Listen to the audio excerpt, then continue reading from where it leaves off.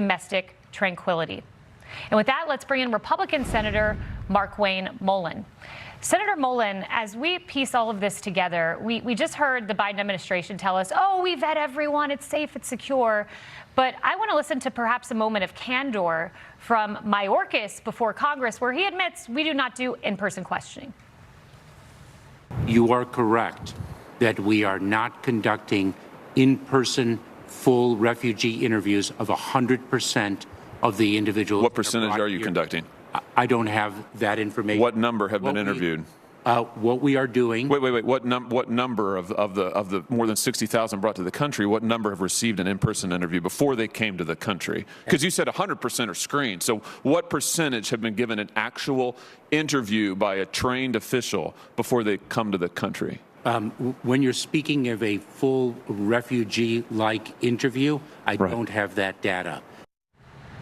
You know, Senator Mullin, in light of that, it's entirely appropriate, it seems, President Trump's changes he's asking for. Yeah, Kayleigh, it's very alarming, but we knew this. Mayorkas and Blinken was lying to the American people. We knew this at the time. They flat out lied what was happening. I mean, you go all the way back to Blinken saying that every American that wanted out got out of Afghanistan. We knew that to be a lie. Remember the group that I was working with getting AMSETs out of Afghanistan. We actually got the first family out through Tajikistan.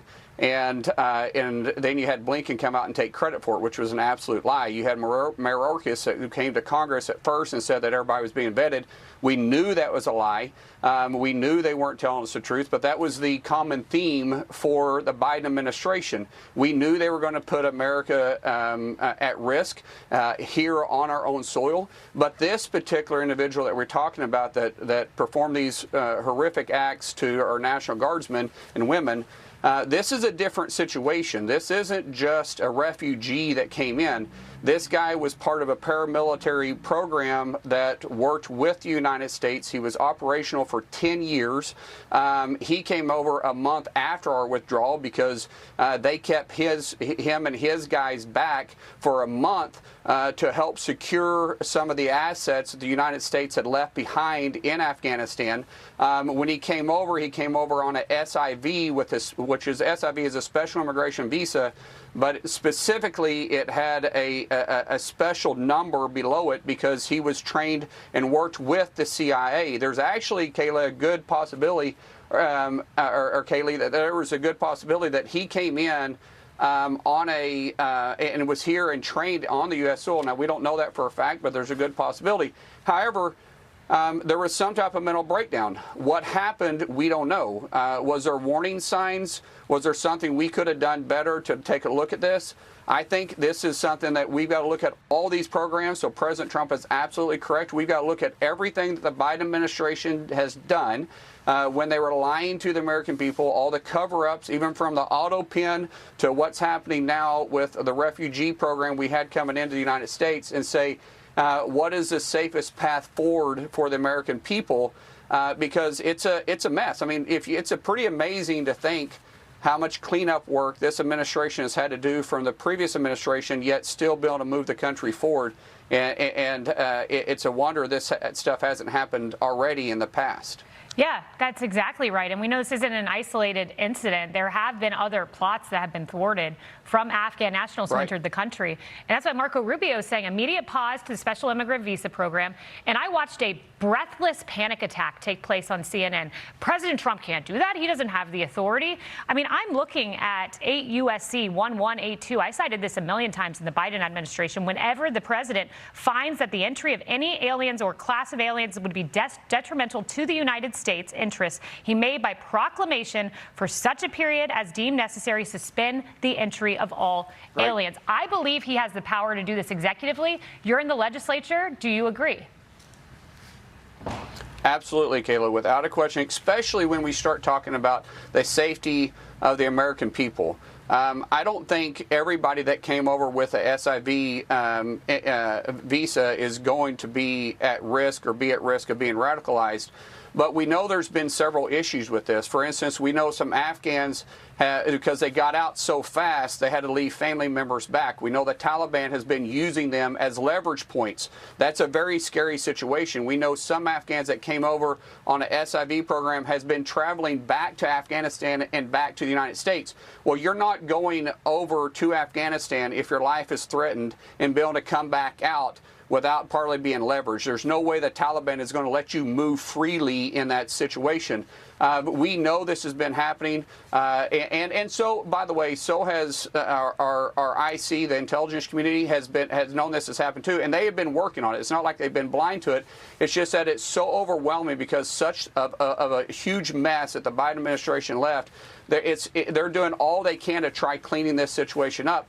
And so with this individual specifically that performed these horrific acts, we're still doing a deep dive saying, was it just a mental breakdown, or was he being used as a leverage point because the family members that he left back? Now, his wife and his children lived in the state of Washington, but what about his parents? What about his brothers or sisters? There's a lot here that we don't know that we're going to be unraveling, but the whole time we're doing this, we're going to be seeing the fail points continually to be exposed that the Biden administration left the American people to handle when they left the White House. Without question. And to me, you have a two-part problem here.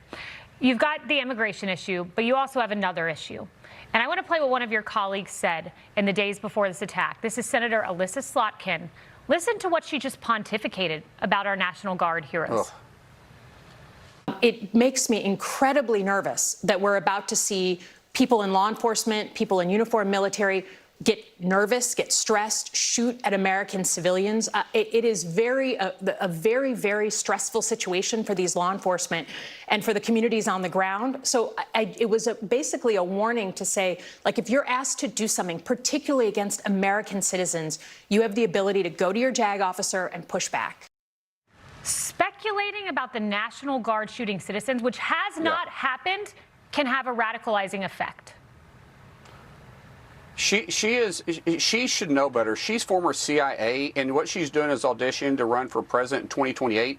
What she's saying is absolutely ridiculous. That's such an insult to every man and woman that has ever served this great nation, either from law enforcement or into the military, to say that you're going to get nervous and you're going to shoot at citizens, U.S. citizens. That is not happening. We know that's not happening. Is she saying that they're not trained well? Is she saying that we don't have the best men and women in uniform serving this great nation, protecting 100% of her freedom to go out there on TV to say something that stupid to protect her freedom of speech? She owes every single person in uniform an apology. That is so ridiculous, and it makes me mad when these Democrats go out there and they're so loose-lipped that they're not worried about the American people. They're more focused on their political future, and so she is actually being radicalized by her own Democrat Party to say talking points so she can make it through a presidential primary election, and she should be ashamed of herself. She's also the same person that came out and said that